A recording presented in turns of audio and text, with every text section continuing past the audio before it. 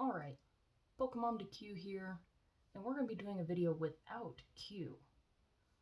So, this video is actually going to be a public service announcement about fake Pokemon cards. So I have purchased fake Pokemon cards. Yes, I am the goober that fell for the if it's too good to be true deal on Pokemon cards. So, Q's not in this one because I kind of want him to not know that there's such a thing as a fake Pokemon card. He loves Pokemon cards, and I want him to stay that way and not be tainted by fake ones. Although I give him the fake ones. So, we'll get into this. So here I have the booster box of fake Sun and Moon base set. Fake Sun and Moon base Pokemon cards. These I bought off of Wish, which if you can actually find something worthwhile to buy, you can get a great deal on. I think I paid $16 for this. It did come wrapped with the official looking shrink wrap with the Pokeball and Pokemon written on it. But honestly, it looked like the box had shrunk in shipping.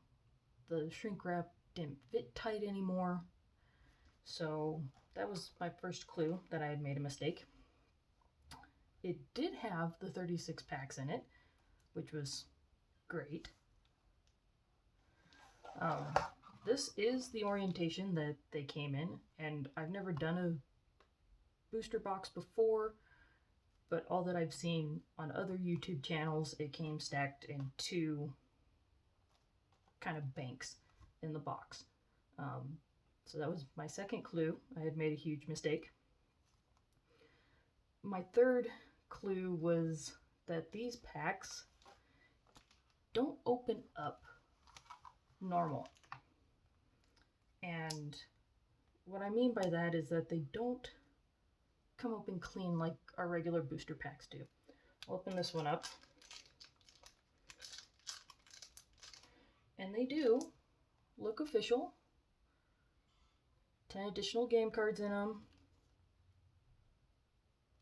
Now, if you catch something that I didn't, say so in the comments, because any way to help each other not make this huge mistake.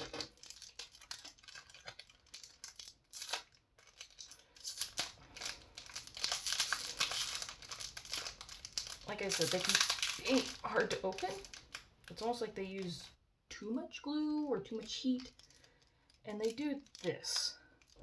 So I don't know if you can see it very well, but it's like the coloring came off the backing, and it's not opening nice and clean like our other booster packs do. Okay, there's that junky thing there. And here's the other clue. So we're on clue number 4. Your ultra rare is on the top of the stack. It should be number 5 from the back. And on closer inspection, we have 1, 2, 3, 4, 5, 6, 7, 8, 9 cards. So clue number 5 is we don't even have the appropriate number of cards. And there is no code card because they're fake. They can't put a code card in fakes because more than likely it would have been used already. Let's see, I'll open up another one, see if we get any that have a horrible, horrible misprint on them. These ones seem to be all right. Pick another one at random here.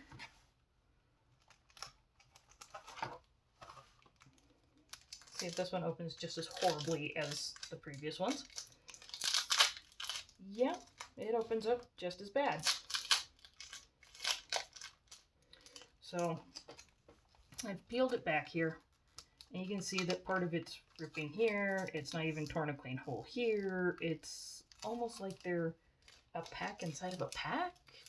It's really, really quite strange. And once again, our ultra rares on the top instead of the 5th one from the back. They seem to not have any major, well, yeah, there we go. There's our first major goof up. I'm not a Pokemon expert, but I know that's not Sandile. Now, if there's a spelling error that any of you saw, say so in the comments, because I'm horrible at spelling. So I actually picked out some from different packs that I have opened that, in addition to our Sandile, have some wonderful problems with them. And again, I'm not a Pokemon expert, but I know this is not Hypno.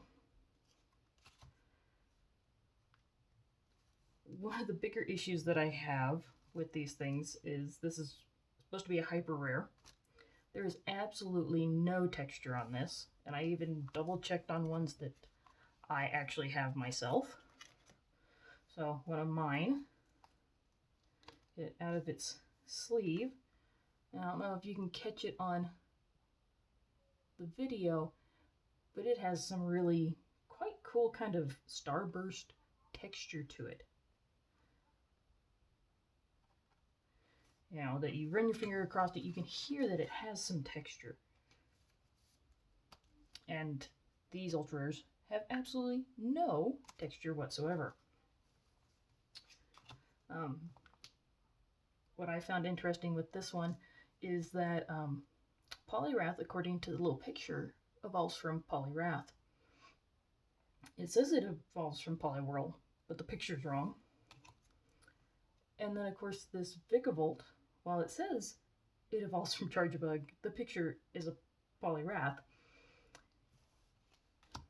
Again, an ultra rare that has zero texture on it. You know, or a hyper rare that has zero texture on it.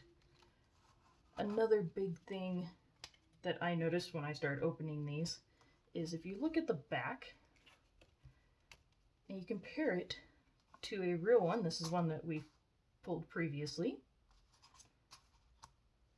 the color is way, way off.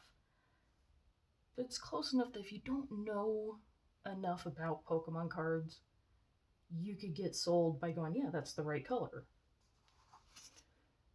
And it's just kind of sad that these companies want to cheat hardworking people out of their money just so that they can make a few bucks on something they spent, 10 cents on or whatever.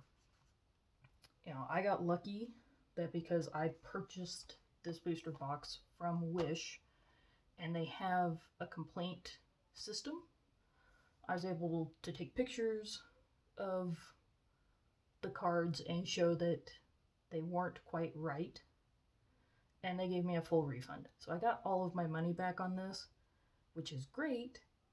But if you buy it from somewhere else, you buy it from, the flea market or some random store you happen to find them in, they may not take the cards back. They may not give you a refund, and you could be out a lot of money.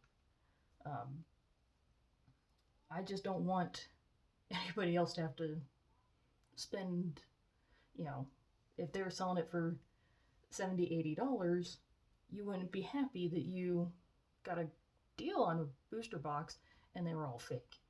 $16 doesn't hurt quite as bad, but still the fact that they're fake hurts. Having a 3-year-old at home that is in love with Pokemon cards means that I get to give these to him and he can love them to death. And I don't care. He'll love these cards to death, and he thinks they're great. And his real ones get to sit in his tins and be safe until he's old enough to handle them without killing them. So if you happen to get the wrong end of the deal and get a booster box like this, or even a booster pack, that all of a sudden you go, well, these are not right. Try and get your money back. If you can't, try and find somebody that has a kid that's into these and give them to them. And, make sure you tell them that, these are fake. These are not real. Don't let them leave your house. Don't let your kid take them and try and trade them to their friends. That'd be way bad.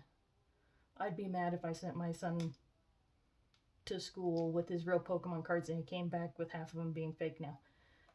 But, you know, if they're little kids and they're not trading them yet, they can love these things to death. And it's not the end of the world. So I hope that I've given all of you enough clues from my personal experience that you don't make the same goober move and buy Pokemon cards that are fake thinking that they are real. I'll see you next time. Bye-bye.